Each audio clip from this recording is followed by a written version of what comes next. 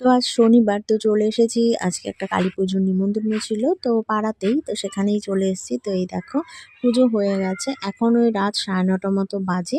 তো এই যে মা, খুব সুন্দর ছোট্ট একটা মায়ের মূর্তি। খুব সুন্দর লাগছে মাকে দেখে, যেন চোখ জুড়িয়ে যায়।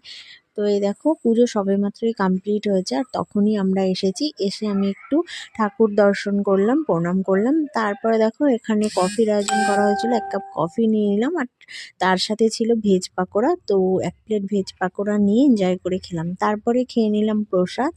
তো দেখো ফল প্রসাদ, একটু পায়েস, সব রকম প্রসাদ দিয়ে সুন্দর একটা প্রসাদ খেলাম। তো তারপর চলে আসলাম পুজোর মেন প্রসাদ খাওয়ার জন্য।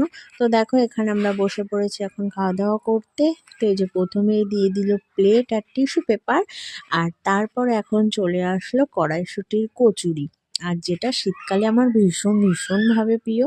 আর তার সাথে ছিল চানা মশলা, টেস্টি ছিল খেতে। তারপর চলে আসলো গোবিন্দভোগ চালের খিচুড়ি আর লাবড়া, দারুণ হয়েছিল খেতে।